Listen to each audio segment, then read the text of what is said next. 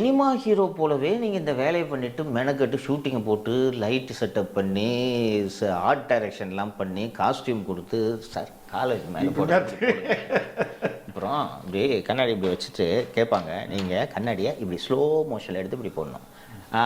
ஆரம்பிக்கலாமா? இப்போ இருக்கிற இளைய தலைமுறை என்ன அப்பான்னு அழைக்கிறத கேட்கிறப்பவே ரொம்ப ஆனந்தமா இருக்கு. ஆனா இந்த அப்பா என்ற உறவு மாறாது. அந்த சொல் என்னுடைய பொறுப்புகளை இன்னும் கூட்டி இருக்குன்னு சொல்லுவேன். எதையோ பார்த்து எதையோ ஒன்று பூசிக்கிச்சேன். அத மாதிரி என்ன அப்பான்னு கூப்பிடுறேன். கேட்டா என்ன எல்லாம் அப்பான்னு அழைக்கிறாங்க. யாரடா அப்பான்னு சொல்லுவாங்க?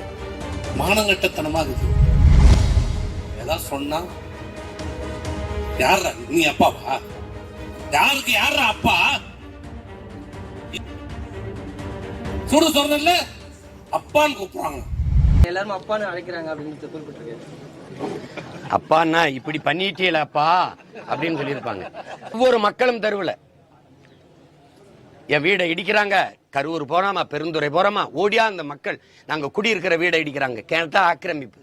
பாவி மக்கள் அவங்க ஆக்கிரமிச்சா குற்றம் இதெல்லாம். பள்ளிக்கரண ஏரிய இயற்கையின் அருங்கொடையை ஆக்கிரமிச்சு குப்பை மாடாக்கணும் பெருமக்கள். ஆக்கிரமிப்பை பத்தி பேசுறது உங்களுக்கு என்ன தகுதியா இருக்குது? என்ன இருக்குது? அரசு கட்டிடங்கள், நீதிமன்றங்கள், பல இடங்கள் எல்லாமே நீர்நிலைகளை ஆக்கிரமிச்சு கட்டினது தான். ஓட்டுக்கு எதுக்கு நோட்டு கொடுத்தீங்க, காசு கொடுத்தீங்க? எதுக்கு கள்ள ஓட்டு போட்டீங்க? ஹலோ ஐயா, நல்லாட்சி நாயகரே, திராவிட மாடலின் திலகமே, இது அவர் ஒரு அடையாளமா ஆகணும்னு நினைக்கிறார். இப்போ ஜெயலலிதா அம்மையார்னா அம்மா, இப்படி பேரறிஞர் அண்ணானா அண்ணா அப்படின்னு வந்துருச்சுல. இப்போ என்ன எல்லாரும் அண்ணன், வயதில் பெரியவங்க சின்னவங்க எல்லாரும் ஒரு அண்ணன். இப்போ எங்கள் தலைவர்னு எடுத்துக்கிட்டீங்கன்னா வயதில் பெரியவங்க சிலைவர்கள் கூட தம்பின்னு கூப்பிடுவாங்க. ஒரு குறியீடாயிருச்சு. அது மாதிரி அவர் தனக்கு அப்பா அப்படின்னு ஒரு குறியீடாக்கணும்னு நினைக்கிறார். அப்பான்னா அது அந்த சொல்லுக்கு ஒரு பெரிய புனிதம் இருக்குது, மாண்பு இருக்குது. எல்லா பிள்ளைகளையும் நல்லா படிக்க வைக்கணும், எல்லா பிள்ளைகளையும் நல்லா குடிக்க வைக்கக்கூடாது. பள்ளிக்கூடத்துக்கு போகிற பிள்ளைகளை மார்பை கடிச்சு வச்சிடுறது, அந்த 6 பேர் 9வது பிள்ளையை கற்பமாக்கி விடுறது, மனநலம் பாதிக்கப்பட்ட பிள்ளைய பல பேர் சேர்ந்து வன்புணர்வு செய்கிறது. அண்ணா பல்கலைக்கழகத்தில் வன்புணர்வுக்கு ஆளாக்கப்பட்டால பாலியல் வன்கொடுமைக்கு, அவளுக்கு யார் அப்பா? அந்த பிள்ளைக்கு யார் அப்பா? ஐயா தானா? இப்போ கள்ளச்சாராயம் வித்ததில்ல, இந்த மயிலாடுதுறையில் 2 பிள்ளைகளை, படிக்கிற பிள்ளைகளை வெட்டி கொண்டிருக்காங்கல்ல, செத்து விழுந்திருக்காங்கல்ல, அந்த பிள்ளைக்கு யாரப்பா? ஐயா தானா? இப்படிப்பட்ட அப்பா பார்க்கும்போது என்னப்பா இப்படி பன்றியலப்பான்னு தான் கேட்க தோணுது. எல்லா இடங்களையும் நமக்கு ஒரு தந்தையுடைய குணாதிசயம், ஒரு தந்தையுடைய கடமையாக நம்ம சொல்றது என்ன அப்படின்னா, ப்ரொடக்ட், ப்ரொவைடர், டிசிப்ளின். அதாவது ப்ரொடக்ட், ஒரு குடும்பத்தை அவர் தான் பாதுகாக்கிறார். அதனால தான் குடும்ப தலைவன் சொல்லி சொல்றோம். அதனுடைய எம்.கே. ஸ்டாலின் அவர்களை இந்த சமூகம் அப்பான்னு கூப்பிடுறதுக்கு தகுதியானவரா அப்படின்னு நம்ம பார்த்தாலே இது ஏன் கேலி கிண்டலுக்கு உள்ளாகுதுன்னு நம்ம புரிஞ்சுக்க முடியும். இந்த சம்பவம் நேற்று நடந்தது. சேலம் வரைய ஆத்தூர் ஒன்றியத்துல ஒரு சிறுமி, ஒரு அரசு பள்ளியில் படிக்கக்கூடிய சிறுமி, அந்த பொண்ணு என்ன பண்றா அப்படின்னா, ஒரு 11th 12th படிக்கிற பொண்ணு, அவளை காதலிக்கக்கூடிய அந்த பையன் கூட்டிட்டு போய் அந்த பொண்ணை பாலியல் தொந்தரவு கொடுத்துறான். நண்பர்கள் மூலமா நண்பர்களை ஒழிச்சிருக்க சொல்லிட்டு அதே இடத்துக்கு இழுத்துட்டு வந்த அந்த பொண்ணை எல்லா பசங்களும் சேர்ந்து அடிச்சு பலாத்காரம் பண்றாங்க. அடுத்தடுத்த நாள் அவர் பாத்ரூம் போகும்போது அவளுக்கு வலி ஏற்படுது, கத்தி அலறா. அப்ப என்னன்னு கேட்கும்போது தன்னுடைய மாணவிகள்கிட்ட, சக மாணவிகள்கிட்ட அவர் பகிர்ந்துக்கிறா இதான் நடந்துச்சு. இதற்கு அப்புறம் அடுத்த ஒரு 4-5 நாட்கள்ல, ஒரு வாரத்துக்குள்ளாக அவங்க தலைமை ஆசிரியர் என்ன பண்றாங்கன்னா, அந்த பொண்ணோட தந்தையை அழைச்சு, இந்த பொண்ணு வேற ஒரு ஸ்கூல்ல பார்த்துக்கோங்க, நடத்த சரியில்லைன்னு முடிகிறாங்க. இருக்கக்கூடிய அந்த ஆத்தூர் ஒன்றிய பக்கத்தில் கூடிய அந்த குறிப்பிட்ட ஒன்றிய தலைவருடைய கணவன், அதாவது புருஷன் என்ன பண்றான், நம்ம ஜாதி பயிர்கள், அது இதுல ஈடுபட்ட 7 பசங்க நம்ம ஜாதி பயிர்களை எதுவும் பண்ணிடாம பார்த்துக்கோங்க அப்படின்னு சொல்லிட்டு அந்த பள்ளி நிர்வாகத்துக்கு அழுத்தம் கொடுக்குறான். பெற்றோர், பாதிக்கப்பட்ட சிறுமியோட பெற்றோர் என்ன சொல்றான், நீ பேசாம இருக்கிறதுக்கு நான் காசு வாங்கி தரேன் அப்படின்னு சொல்லி மிரட்டவும் செஞ்சிருக்கான்.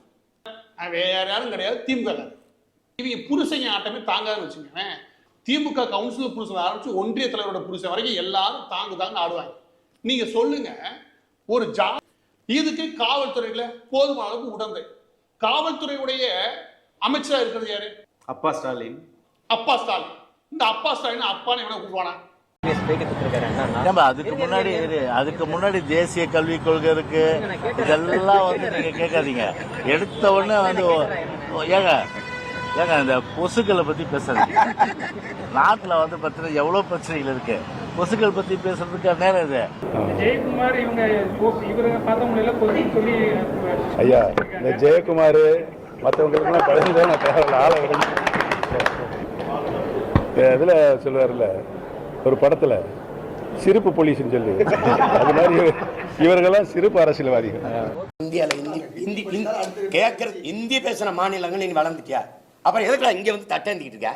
1.5 கோடி பேர் இங்கே என் வீட்டில் வந்து இங்கே வந்து வேலை செஞ்சுக்கிட்டு இருக்கா? எதுக்கு வேலை செஞ்சுடா? என்ன வளர்ந்துட்டா நீ?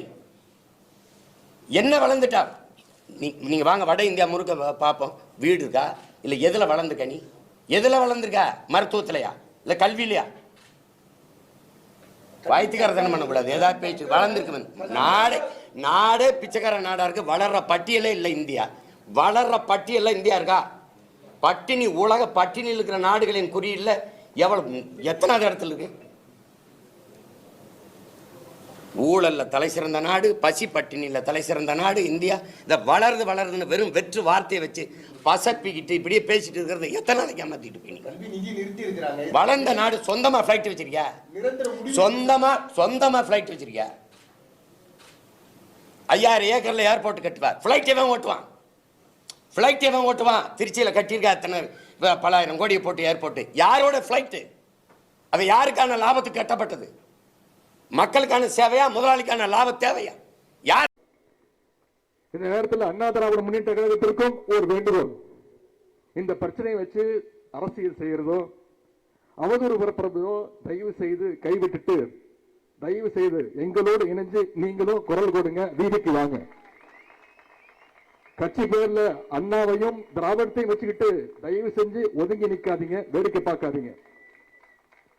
கட்சி எல்லைகளுக்கு அப்பாற்பட்டு ஒட்டுமொத்த தமிழ்நாடும் ஓரணில் நின்று மும்மொழி கொள்கையை நாம் எதிர்த்தாக. திரு உதயநிதி ஸ்டாலின் அவர்களுக்கு இந்த மாதிரி கருத்தை சொல்வதற்கு எந்த விதமான உரிமையும் இல்லை. காரணம், பாரதிய ஜனதா கட்சியோடு அரசியல் ரீதியாக எதிர்த்துக் கொண்டிருக்கிறார்கள். அரசியல் ரீதியாக எதிர்த்துக் கொண்டு இருக்கின்ற திராவிட முன்னேற்ற கழகத்தினுடைய தலைவர்கள் கொள்கை ரீதியாக பாதிப்பு வருகின்ற பொழுது அதை எதிர்த்து போராடுவதற்கு சக்தி இல்லாத காரணத்தினால் எங்களை இழுக்கிறார். எங்களை இழுப்பதை கூட அண்ணாவை பற்றியும் பேசியும் அந்த கொடியை பற்றியும் பேசுகிறார். அவர் தயவு செய்து இது போன்ற கருத்துக்களை சொல்லுவதை நிறுத்திக் கொள்ள வேண்டும் என்று நான் அவருக்கு கண்டிப்பாக இந்த கருத்தை வெளியிடுகிறேன். அவர் பேசுகிறார். நான் கேட்கிறேன், இந்த பானா சிதம்பரம் பெரிய நிதி அமைச்சராக இருந்தார். ஸ்டாலின் விளங்காமல் பேசுவதற்கென்றே பிறந்தவர். அவர் பக்கத்தில் இருக்கிறவன் எடுத்து கொடுத்து இதை கொஞ்சம் சூடாக்கலாம் என்று சொன்னால் சரி, சூடாக்கி பார்ப்போம் என்று நினைப்பார். நீ படித்தவன், நிதி மந்திரியாக இருந்தவன், இந்தியை திணிப்பதற்கு முயலுகிறார்கள் மும்மொழி திட்டத்தின் வழியாக என்று நீயே சொன்னால் அப்புறம் என்ன படிப்புக்கு என்ன பொருள் இருக்கிறது என்று நான் கேட்கின்றேன். பிஎம்ஸ்ரீ திட்டத்தின் மூலம் தேசிய கல்விக் கொள்கையை ஏற்றுக்கொள்ளுகின்றவர்களுக்கு தான் பணம் என்று அவர்கள் சொல்லிவிட்டார்கள். பிஎம்ஸ்ரீ திட்டம் என்று அதற்கு பெயர். தேசிய கல்விக் கொள்கையை யார் ஏற்றுக்கொள்கிறார்களோ அவர்களுக்கு நாங்கள் 60 விழுக்காடு பணம் கொடுப்போம், 40 விழுக்காடு நீ போட வேண்டும் என்று சொல்கிறார்கள். அவர்கள் இந்தியை திணிப்பது நோக்கமாக இருந்தால் அவர்கள்தான் பணம் கொடுக்க வேண்டும். இது தேசிய கல்விக் கொள்கை சிறந்தது என்று அவன் நினைக்கிறான். அவனுடைய கல்விக் கொள்கை நமக்கு தேவையில்லை என்று நாம் நினைக்கிறோம். நமக்கு இயல்பாகவே ஒரு கல்விக் கொள்கை இருக்கிறது.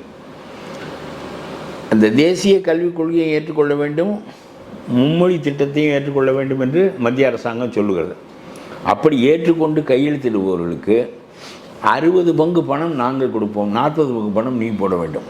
புதிய கட்டிடங்களை கட்டுங்கள், ஆசிரியர்களை நியமுங்கள், தேசிய கல்விக் கொள்கையை அங்கே நடைமுறைப்படுத்துங்கள்.